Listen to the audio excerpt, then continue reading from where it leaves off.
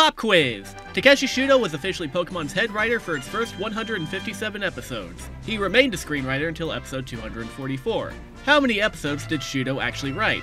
Don't be a bitch and look it up either. Take a guess, I'll give you a moment.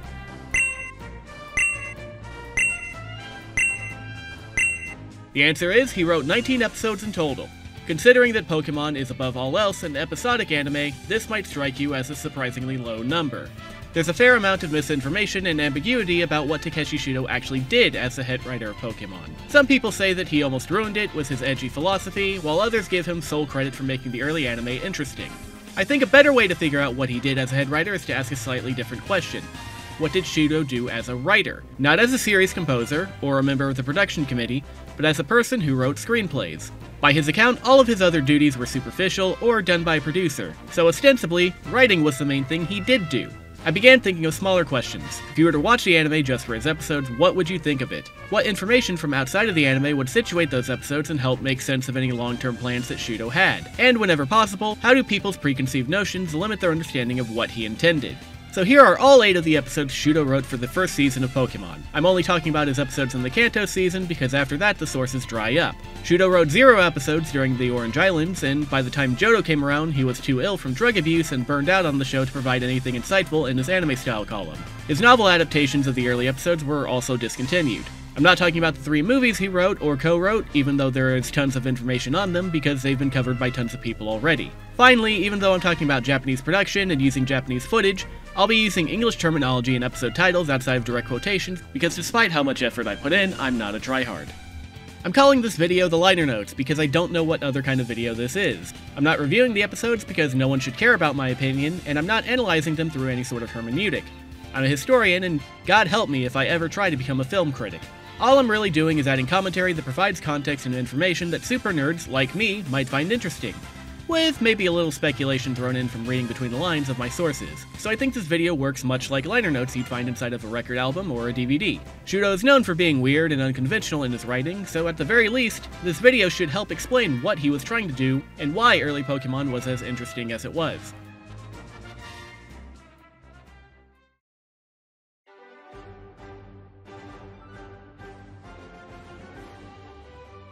Episode 1 is iconic enough that no one who chose to watch this video needs me to summarize it. The same is probably true for most of these episodes really, so whenever possible I'll just point to specific scenes and say, hey look, fun fact here.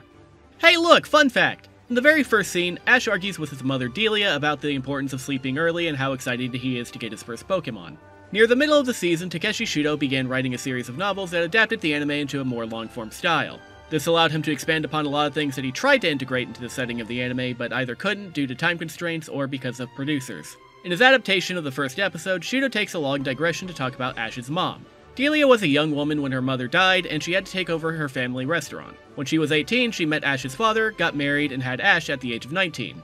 Ash's father went off to become a trainer and never returned, leaving Delia to raise Ash on her own and sort of trapping her into a life as a mother and worker, rather than going on a journey to be a trainer herself. I've seen people read into this scene that Delia secretly resents Ash, and that's not true. Delia resents her husband because he's, what we call in the biz, a giant piece of shit. Shudo does talk about Delia feeling unfortunate in how her life played out, for good reason, and he makes a joke early on about how parents are all secretly jealous of children because children have so much freedom. But the actual conflict that Shudo presents in his scenes with Delia is that, in the setting of the Pokemon anime, 10-year-olds are considered adults. So Delia is, on the one hand, excited for the freedom that not having a child around at all times will give her, while also coming to grips with the fact that she won't have her child around. And that moment of leaving the nest is a time that all parents equally anticipate and dread. That's not resentment, that's an emotional dilemma that there really isn't a good single word for. Ash's father is, not there. He was a trainer that failed. One of Ash's motivations in the novel is to not be like his father. His goal of being a Pokemon master is vague, but Shudo's interpretation, like most others before the ending, was just that a Pokemon master was a really good trainer, one of the top 10,000 who could compete in the big leagues. Maybe at some point, if the novels had gotten that far, there would have been some resolution with Ash meeting his father and reconciling.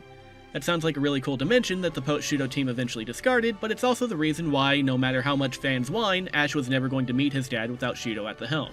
Another interesting bit of context is that when he started writing Pokemon, Shudo had a 2-year-old daughter. I think that both Delia and Ash's absentee father are vessels through which Shudo expresses his own worries and anxieties as a father. Delia's point is pretty obvious. She's the one who vocalizes Shudo's worries about his own daughter. Ash's father, on the other hand, was Shudo's reflections on his worries about himself. Shudo wasn't an absentee father in the same way that Ash's was, but he did feel like he wasn't present in his daughter's life. In his Hatena vlog, written in September 2006, Shudo talks about how he only saw his daughter once every 3 days when she was a toddler. Shudo had rented a workspace outside of his home where he could write. He was worried that he would look like a lazy bum if he stuck around the house all day in a writing fugue.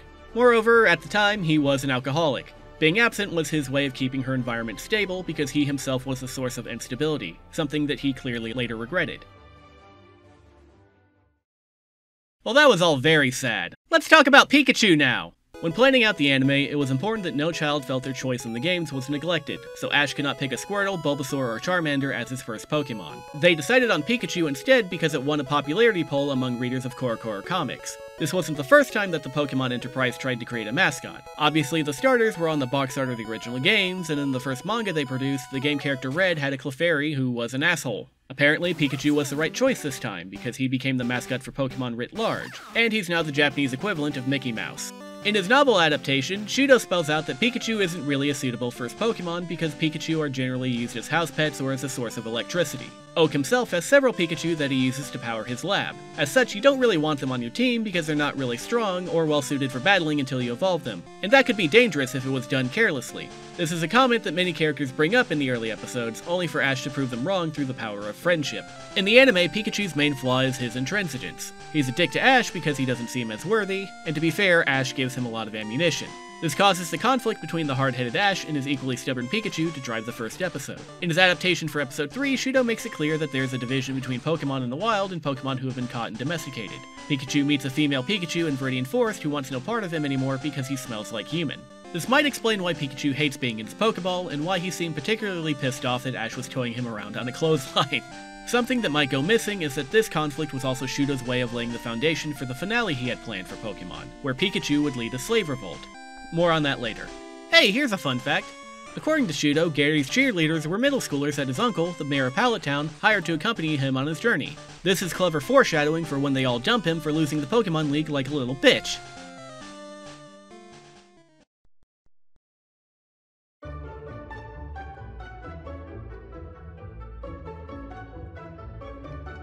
Episode 1 set up the main conflict of the series and its main characters. Episode 2 was about filling out the setting that the anime would have independent of the games. In dealing with the fallout from the Spearow attack in Episode 1, Ash ends up running into Officer Jenny and Nurse Joy. Here's a question that surprisingly doesn't have a clear-cut answer. What is Nurse Joy's job?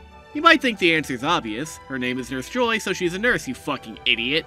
But she's only called Nurse Joy in the English dub. In Japanese, her name, Joy-san, comes from the Japanese word Joy-san, that means female doctor. That in and of itself isn't too much of a gotcha moment, but there's more courtesy of Shudo.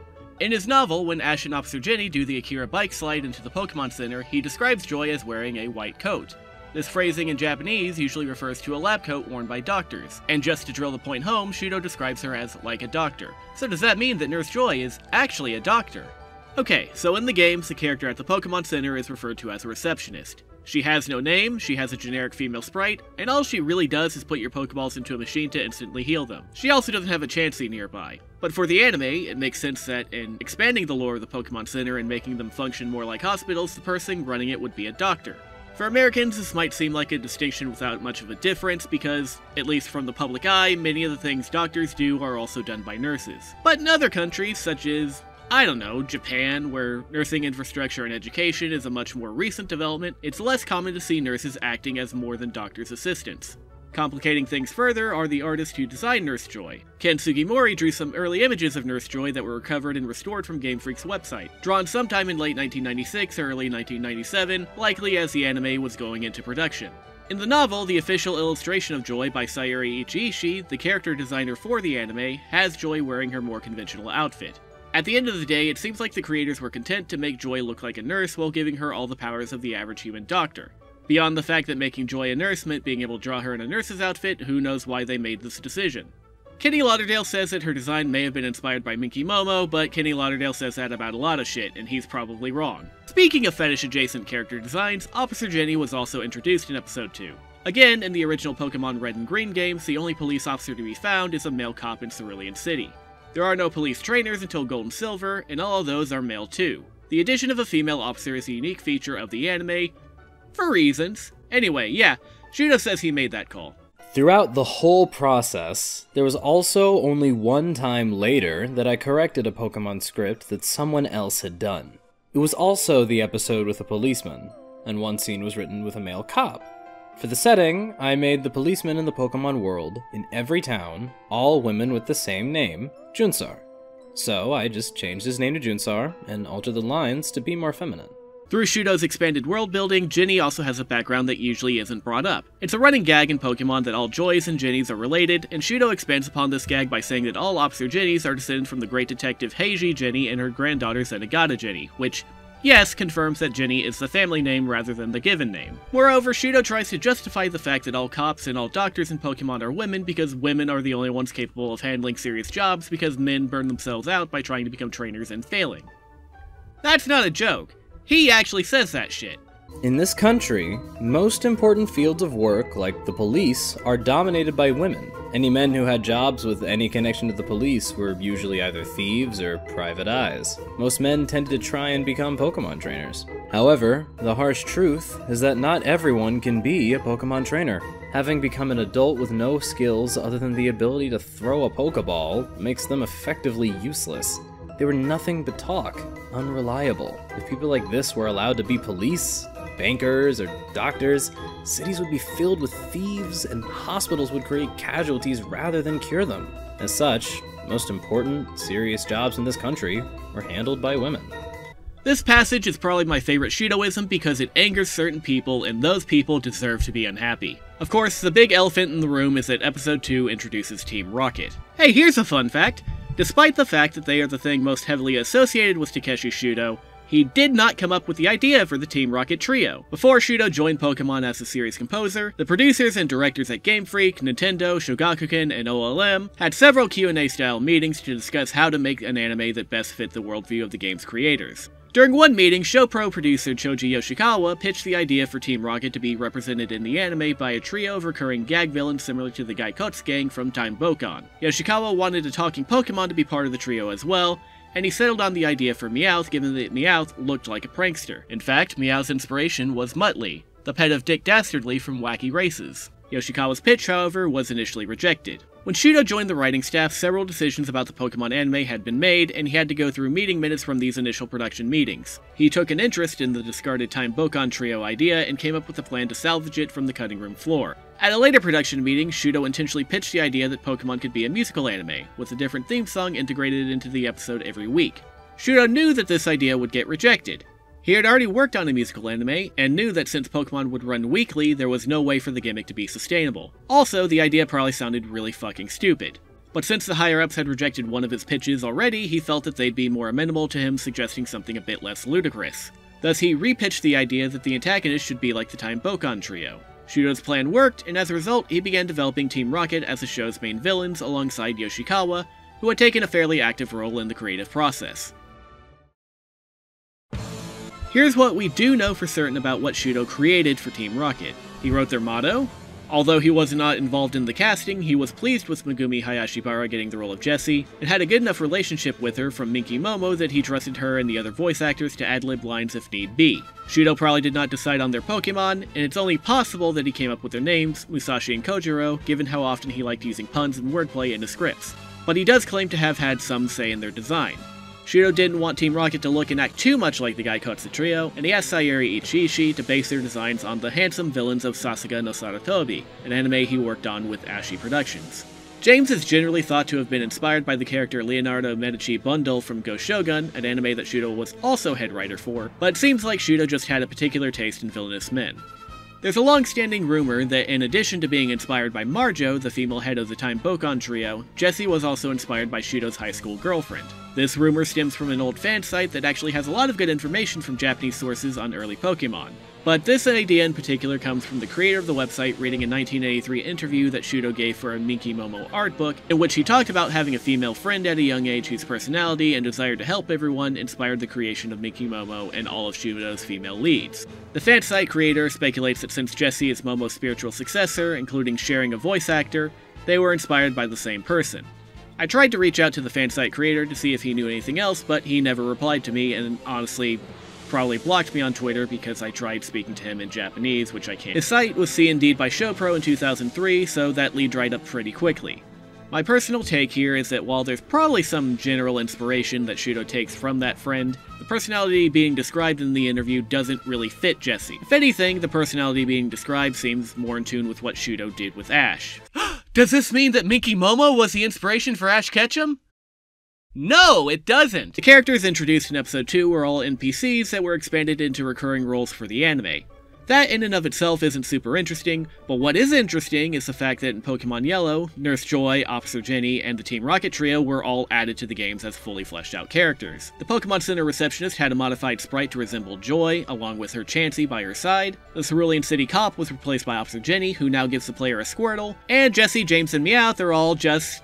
they're in the games now, as recurring boss characters. Obviously, Shudo was not solely responsible for creating any of these characters, but the fact that he wrote the episode that introduced all three of them, and even created something like a story bible to flesh out their backgrounds, is pretty significant in the creation of the setting for Pokemon independent of the games. And you know, I feel like there's someone else who appears a lot in this episode. Someone whose design and personality was also changed for Pokemon Yellow, but I can't remember who it is. Oh well, if I can't remember them, they're probably easily replaceable and they lack charm as a woman.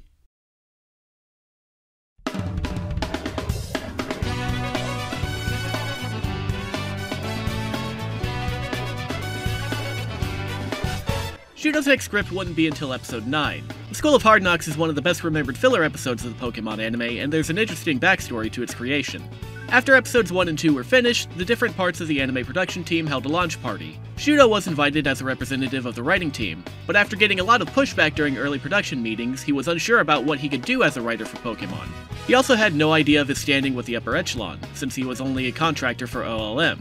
Shudo wanted to introduce himself to the original creators at GameFreak, but he didn't want to go above the heads of his direct superiors. Still, the opportunity did come up, and it turns out they were huge fans.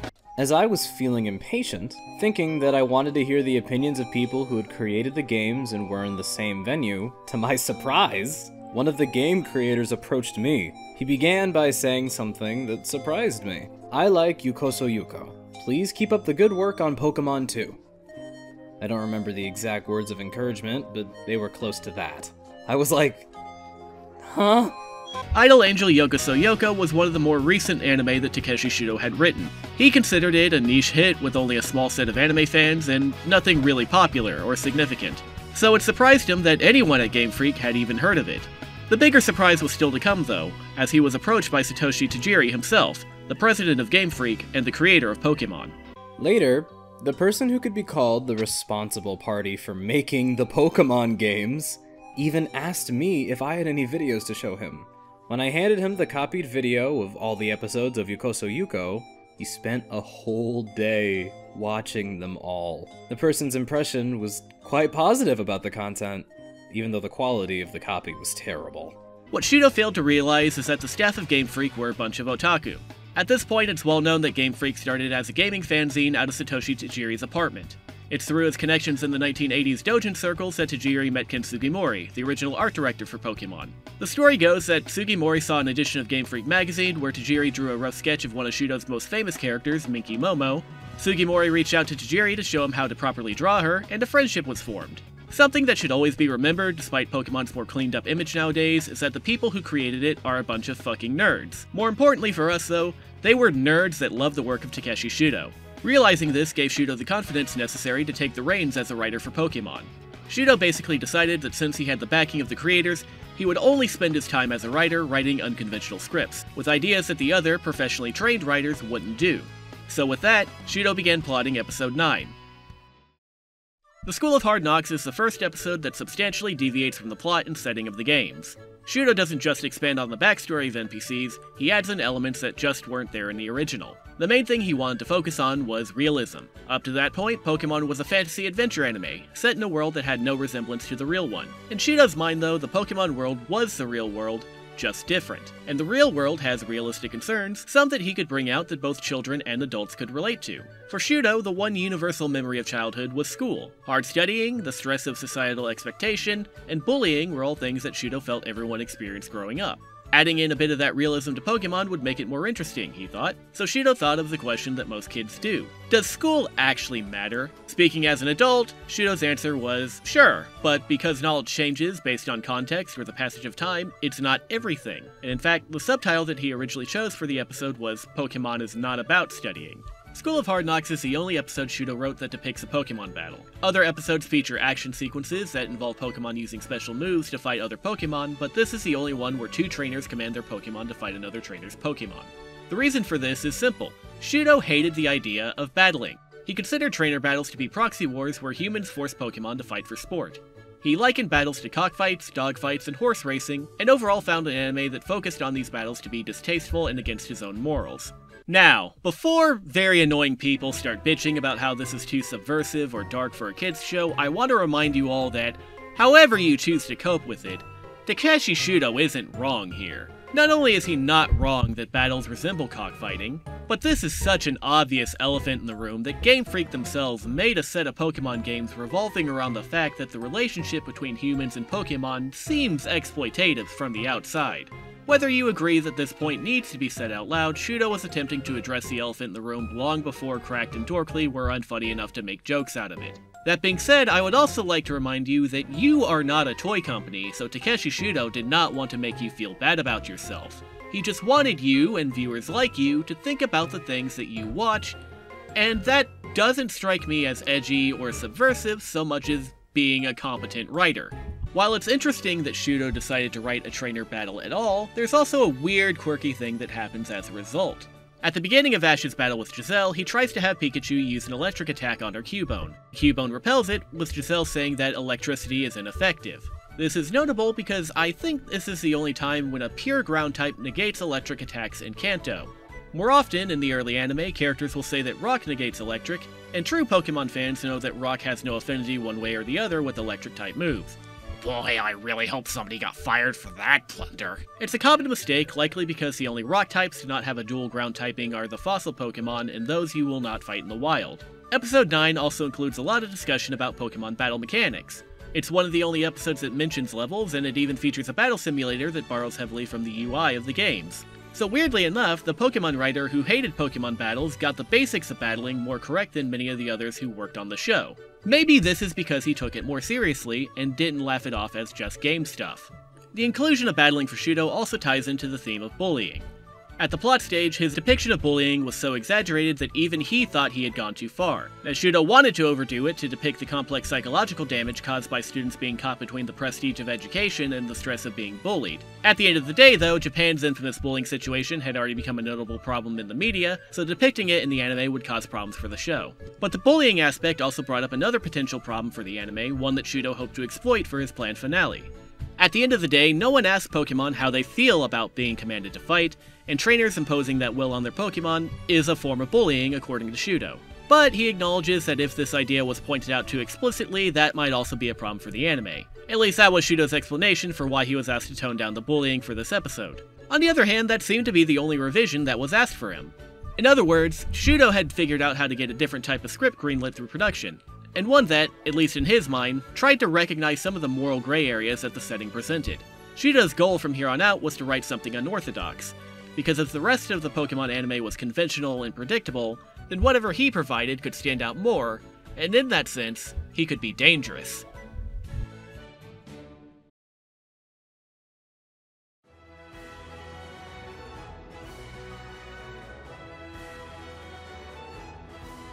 Mystery at the Lighthouse is an homage to Ray Bradbury's The Foghorn. Shudo didn't want to do much with Bill, so he decided to write an episode using one of the two stories he knew about lighthouses. The other one he didn't use involved a fighter jet falling in love with the lighthouse. Maybe that one would have been better. I don't know. But that's it. Not all of them are interesting. Sorry.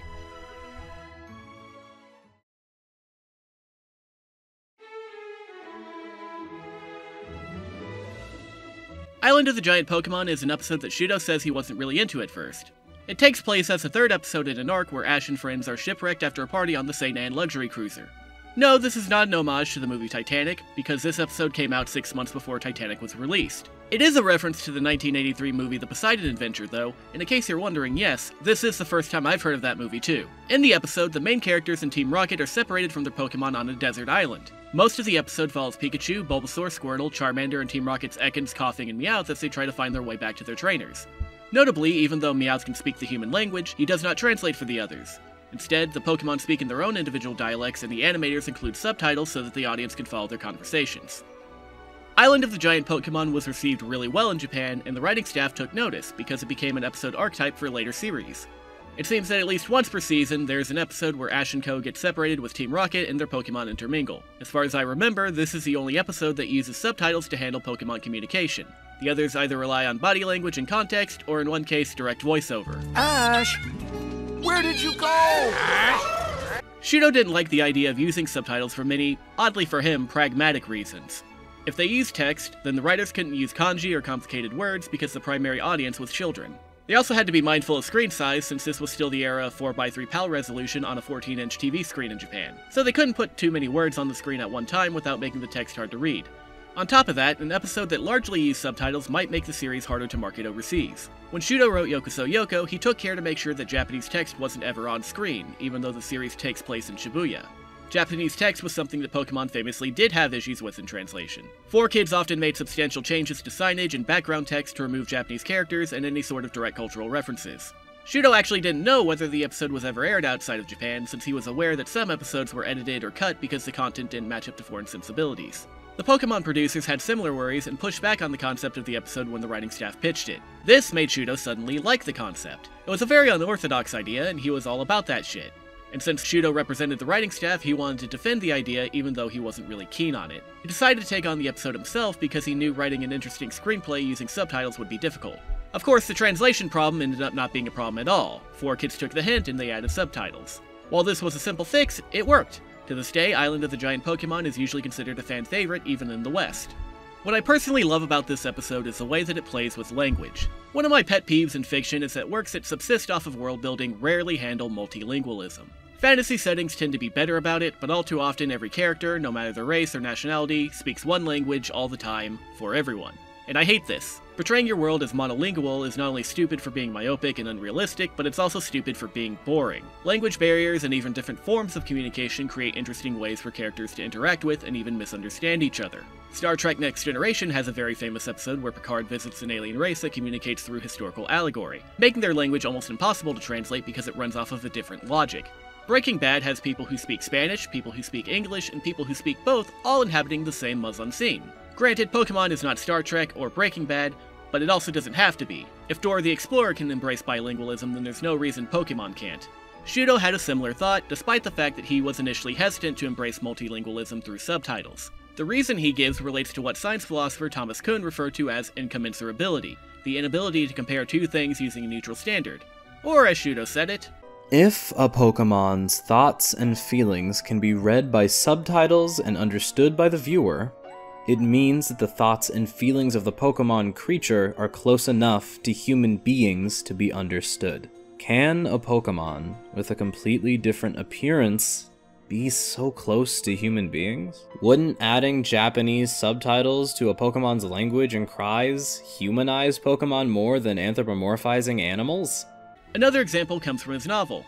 In the appendix to Chapter 3, Shudo brings up Hachiko, a dog who famously waited at the station in Shibuya for his master to return from work every day. After his master suddenly died at work, Hachiko continued going to the station every day to wait for him. While the story is fondly remembered as one that illustrates the loyalty of dogs as pets, Shudo writes that really, we don't know why Hachiko continued going to the station because no one could ask him.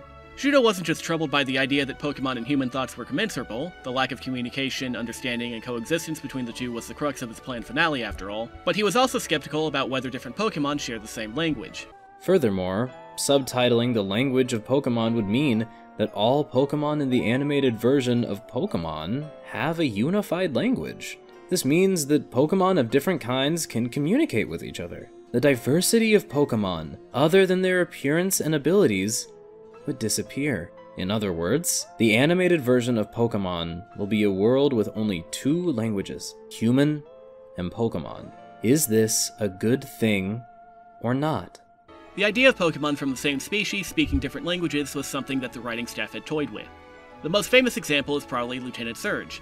He vacillates between speaking Japanese and English with a very thick accent, since his backstory resembles an American expat who served in Japan during the Vietnam War. Shudo expands upon this in his novel. Not only is Surge's gem a decommissioned USS Enterprise, but his Raichu also speaks Raichu English. So even though Raichu shit-talks Pikachu throughout their battle, it's pretty clear from the narration that Pikachu only gets the gist of what he's saying. One of the producers pitched an idea for an episode where Meowth would help translate for Bulbasaur from different languages. This would have been a really cool idea, since Bulbasaur's name changes depending on which language the show is broadcast in, and an episode like that would have been them embracing the fact that Pokemon was going global. Unfortunately, the episode idea was thrown out because unlike the real world, the Pokemon world didn't have borders, at least at the time. Shudo was satisfied with the dichotomy between human and Pokemon language. Much like Hachiko, humans could not ask Pokemon how they felt, so Pokemon remained misunderstood. According to Shudo, if Pokemon were actually able to voice their opinions and be understood, their biggest complaint would be the way that humans treat them. But because humans could not speak to them and therefore could not understand them, this tension remained unresolved. Only Team Rocket could truly understand and mediate the relationship between Pokemon and humans. Shudo actually handled this point a lot more thoroughly in one of his episodes in Johto. The episode features an old man who claims to be able to talk to Pokemon in their language. While the truth of this is left open, though mostly disproven, it allowed Shudo to play with the idea of talking to versus understanding. In the Johto episode, the old man may not be able to speak to Pokemon despite his best efforts, but it's clear through his actions that he does understand them, and is able to make his feelings understood by them as well. But that episode took place after Shudo had stepped down as series composer, and after he had given up hope that he would be able to write the finale he wanted. Finally, there's a gag in the middle of the episode where Team Rocket are pursued by a Pikachu that appears to be small in the distance but is actually giant when it comes up close. Shudo says that a producer pitched this idea, and he thought it was so dumb that it made him laugh uncontrollably, so he used it. Not everything Shudo does is woke or existentialist, sometimes he's just funny.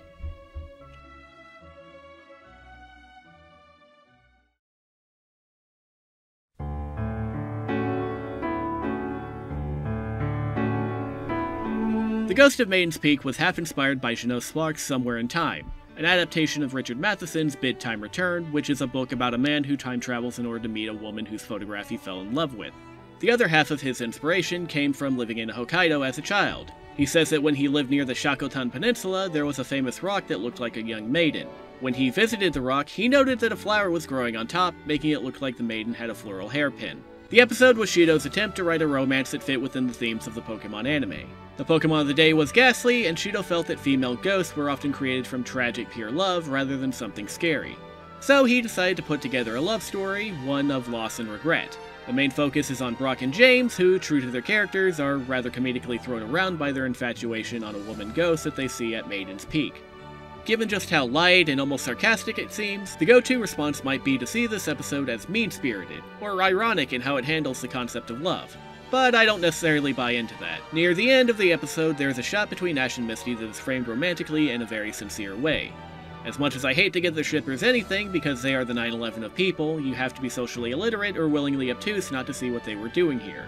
If you think about it hard enough, you could read a counterpunctual theme and hear about infatuation stemming from desperation or vanity versus the innocence and purity of childhood love, but interesting as that may be, Shudo doesn't say one way or the other. Unfortunately, as much as I love this episode, and as much as it's famous for doing weird shit like Venus toys or the random Cutie Honey reference that the dub kept intact, Shudo doesn't explain why he did any of that. He probably did it because he thought it would be funny to fuck with you. The one interesting thing to say about this episode is that it's the first time that Brock's womanizing is done as a gag. Before now, he had flirted with Officer Jenny, and he had a crush on the Bulbasaur girl, but the fact that he hit on women wasn't a slapstick Manzai skit yet. To the extent that we can credit Shudo for flanderizing Brock or what have you isn't really clear. In his novel's reimagining of Episode 5, he presents Brock more as a Casanova. He hits on women, this time Misty, and he is successful at it. Of course, he turns Misty down later in the chapter by saying he's only interested in older women and he hit on her just to do it. He also hits on Officer Jenny and gets her to crack a smile, which is farther than he goes with any woman in the anime ever. Considering Shudo said later that men, especially those in the anime industry, suck at seducing women and writing attractive female leads, maybe this was just his way of one-upping everyone. Who knows? He doesn't say.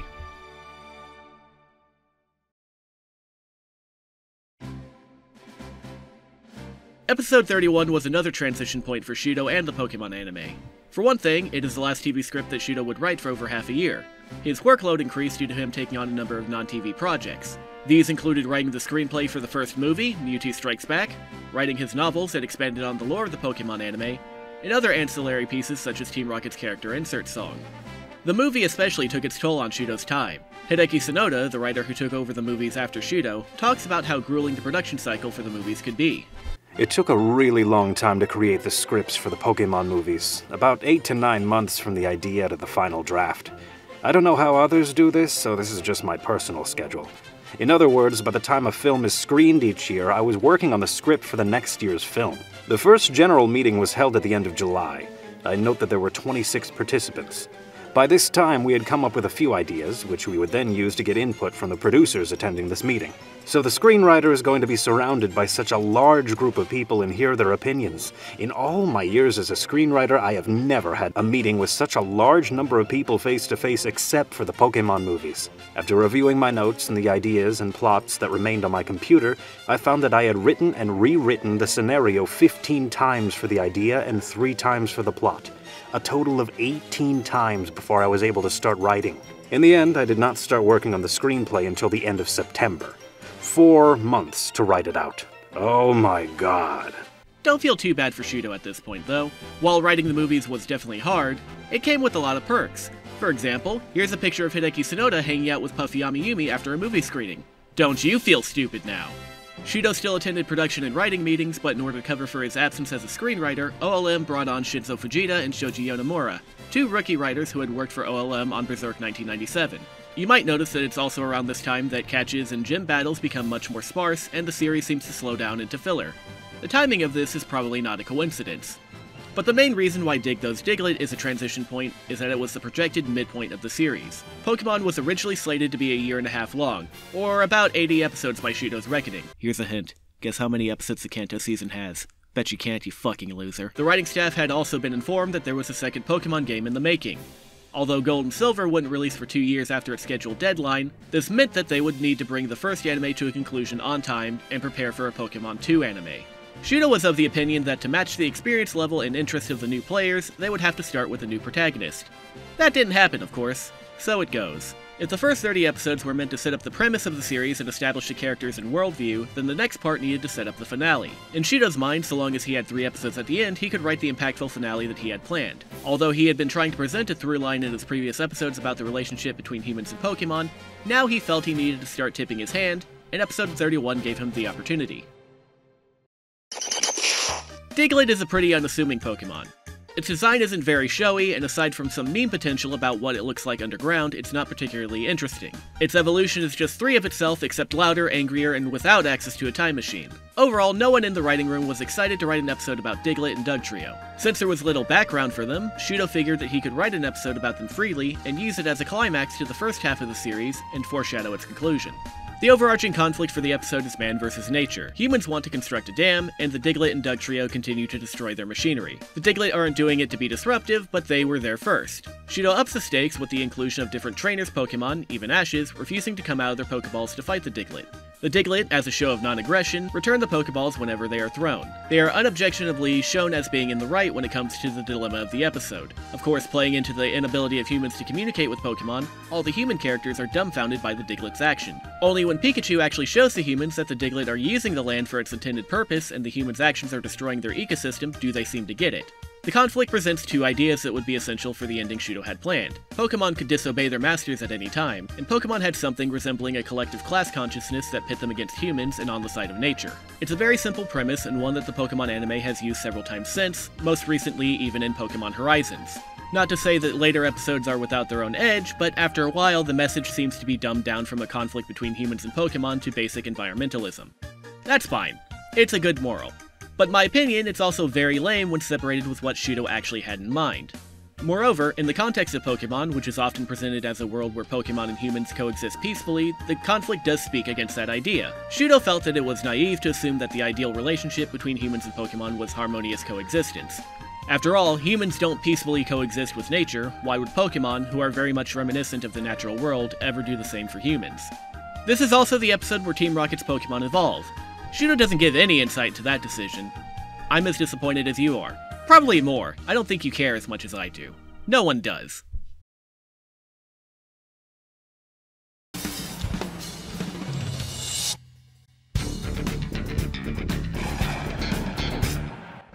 Episode 31 may have been Shudo's high point as the writer for Pokémon. He had an open mandate to write the types of episodes he wanted, he was given carte blanche to adapt the anime into novels, and he was tasked with writing the first movie, which would become one of the highest-grossing animated films in Japanese history. The Porygon incident was a blessing in disguise, as it gave Shudo ample leeway to write Mewtwo Strikes Back and include some very impressive themes for a children's anime.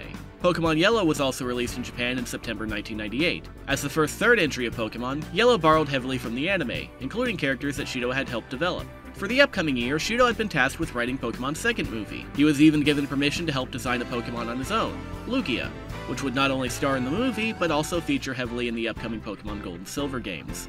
It is with all these bright prospects ahead of him that he sat down to write episode 72, which is the only Team Rocket-focused episode he wrote in Kanto. The prospect of Pokemon ending was pushed back due to the delay in production for Pokemon Gold and Silver, but Shudo was still of the mind that Pokemon would end eventually, and in the way that he wanted it to. So now it was time to remind the viewers of the themes he wanted to reach. Go West Young Meowth is technically the second part of a two-parter, but that's just an excuse for Shudo to set the episode in Hollywood so he could show off all the film references he knew.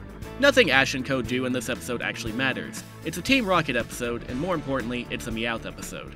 Shudo often received questions from fans about why Meowth could talk.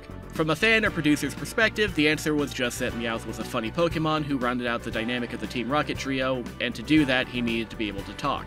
There didn't really need to be a serious logic behind it, but one of the things Shudo loved to do was add realism, or at least to make the illogical into something logical. The story of the episode is a mixture of a million Hollywood films. Meowth went to Hollywood as a child for the promise of a better life. In the course of joining a gang to stay fed, he met a girl Meowth and fell in love.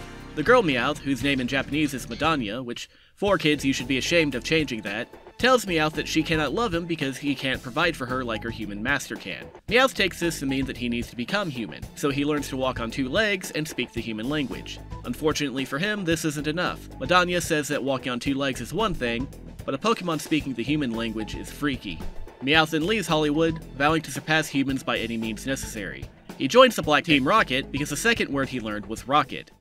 I've said before that for Shudo, Team Rocket were the main characters of Pokemon. Now I can talk about what that actually means. Shudo considered Ash to be a stereotypical main character, and it was alright if he remained that way.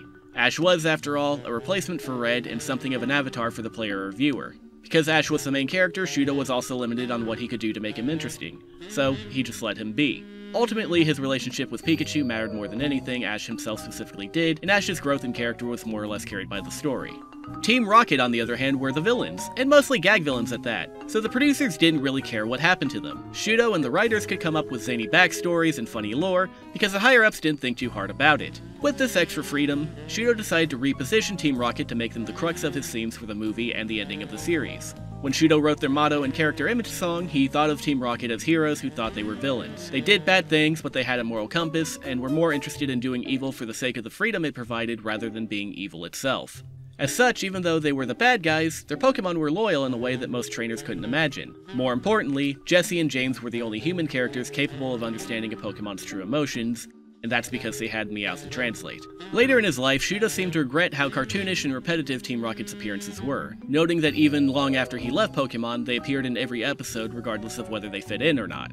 After he stepped down as a series composer, he took great pains to make sure that the episodes he wrote featured Team Rocket in a compelling way. He wanted to avoid the formula that Team Rocket came up with a plan, ate up screen time, and then got blasted off at the end when their mecha blew up. Instead, in most of his later episodes, Team Rocket show up to either work alongside Ash and Co., compete with them, or just hang around and help out the character of the day. Yeah, they still try to steal Pikachu and pretty much anything, but even so, when Shudo had them under his pen, Team Rocket were treated on par with the main characters. The reason I bring this up is because under Shudo, this extended to Meowth. Meowth wasn't just the wacky Muttley of the group. He wasn't a mascot the way that Pikachu was, although the producers tried very, very hard to make Meowth's party a thing. If you don't know what Meowth's party is, don't worry about it, because it wasn't a thing no matter how hard they tried. Meowth is the only non-legendary Pokemon in the series that's not treated as a pet. The humans treat Meowth like they would a human, and Pokemon treat Meowth like they would a fellow Pokemon. Go West Young Meowth is the justification for him occupying this interstitial role. Meowth doesn't really exist in either the human or the Pokemon category all at once, and he's in some way rejected and accepted within both groups. He's undoubtedly a Pokemon, but he talks like a human, and unlike other Meowth in the anime, he is bipedal like a human. For Pokemon like Madanya, he is sickening because of how human he is. After all the events in his backstory, he retains his dignity as a Pokemon even as Jessie and James treat him like just another member of the gang. Throughout the series, he develops infatuations exclusively with other Pokémon, aside from one episode in Pokémon Journeys where he develops a crush on Chloe, a human girl. This is why I don't ever want to hear Pokémon fans call Shudo a weirdo again. Shudo never really gives us the fully fleshed out plot for his planned finale. All we know is that Pikachu, representing a powerful Spartacus-like figure, would fall out with Ash and lead a Pokémon slave revolt, which would result in a massive conflict with their former masters. But what Shudo does make clear is that Team Rocket is the linchpin for settling the dispute. Meowth is the one person in the world who is capable of bridging the gap between the two parties, and he would provide the most important role as interpreter and mediator between humans and Pokémon. How exactly the problem is solved and what the resulting status of everything would look like is never elaborated on. But Shudo promises that it's a happy, cheerful ending, and that Ash grows old enough to reflect upon his days as a trainer. Team Rocket would continue on to Pokémon 2, and presumably chase around a new main character, acting like their typical selves. Who knows if Team Rocket would have been around for 26 years if they had that ending. But it's likely that if it had played out that way, we would have had many more years of Takeshi Shudo as Pokémon's head writer.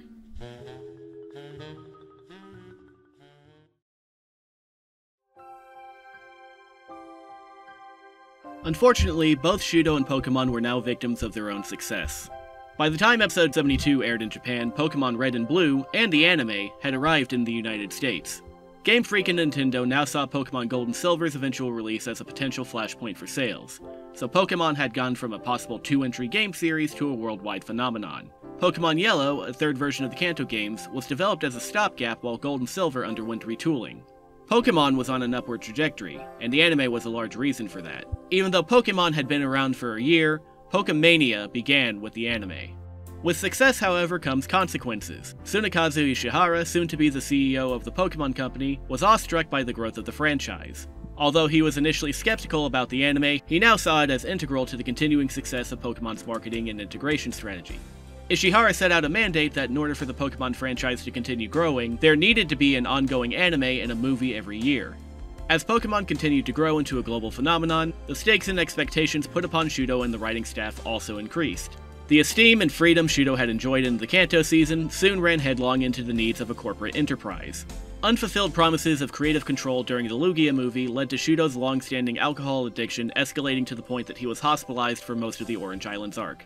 When Shudo pitched his idea for the third movie, featuring a reanimated T-Rex skeleton, he was immediately shot down because the premise of it couldn't become a hit. After this setback, Shudo describes himself as rather blithely accepting the decision, and then downing a bottle of alcohol when he got home that evening. Shudo's planned finale never came to fruition because the Pokémon anime couldn't end. Pokémon 2 could never be made because Ash would need to continue on as part of Pokémon's marketing strategy. This was a move that creatively hogtied Shudo and did irreparable harm to the fanbase. Even if Shudo found Pokémon to be an interesting project with a lot of unique themes that he could draw out as a writer, if the anime never ended, it wouldn't have a point. Kunihiko Yuyama, the executive director for the Pokémon anime, was thrilled. The studio he had co-founded now had a never-ending stream of work and revenue, and it was bound for success. He boasted to Shudo, who was his longtime friend and collaborator, that Pokémon could go on for another 10 years with them in charge. Shudo replied despondently, saying that he had maybe 2 years left in him. 1 year later, Shudo stepped down from series composition. 1 year after that, he disappeared from Pokémon for good. Later in his life, whenever Shudo would ask Yuyama about Pokémon, Yuyama would respond, "It's still on. It's still going." Yuyama finally managed to retire from Pokémon in 2023.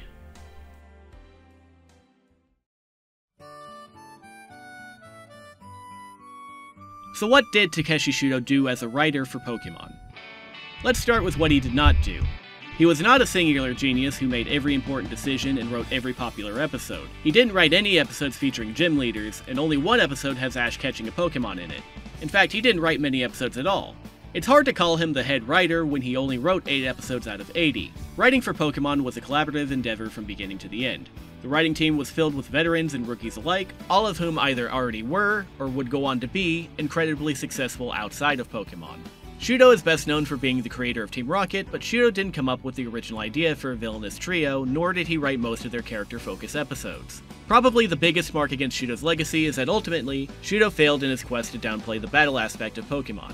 There's still the unsettling reality that Pokémon are engaged in a proxy war disguised as a sport, itself disguised by a specious claim to coexistence. Rewatching all of his episodes, including his Johto episodes, it's also very clear to me that Shudo did not try to turn Pokémon into some nightmarish, depression-driven existential wasteland. Takeshi Shudo was incredibly funny, and not in a mean-spirited or cynical way.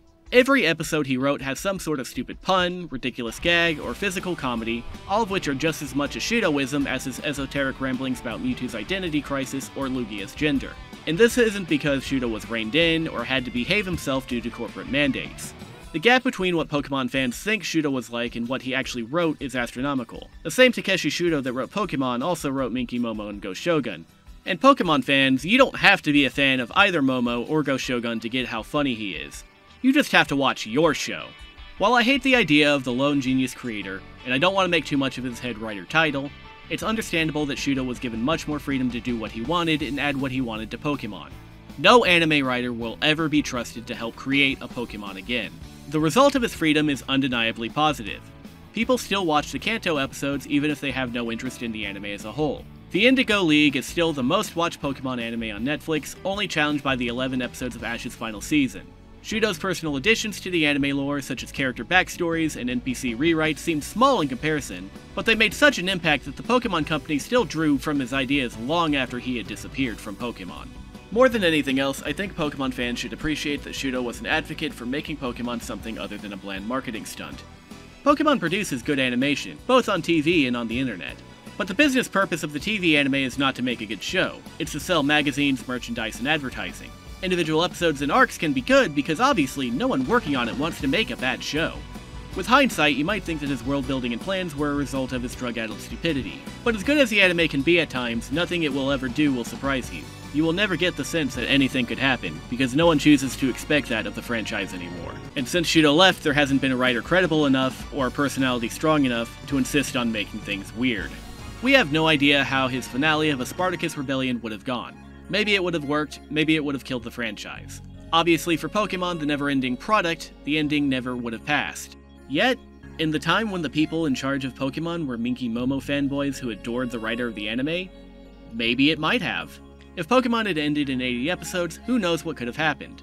We'll never get to find out because the cost of success is more scrutiny. And that's a shame. Because if there's one thing that his work on Pokemon demonstrates, it's that Takeshi Shudo knew how to make something a hit, and he always delivered on creating something unique and interesting.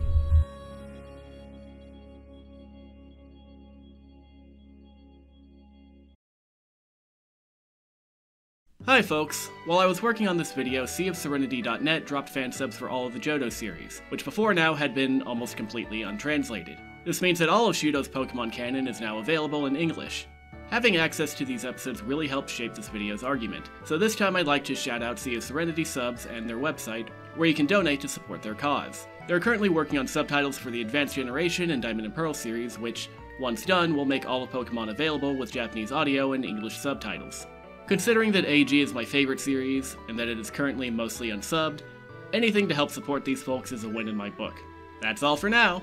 Go watch my video where I explain how Takeshi Shudo didn't kill Misty and how you're a bad person for thinking that he did.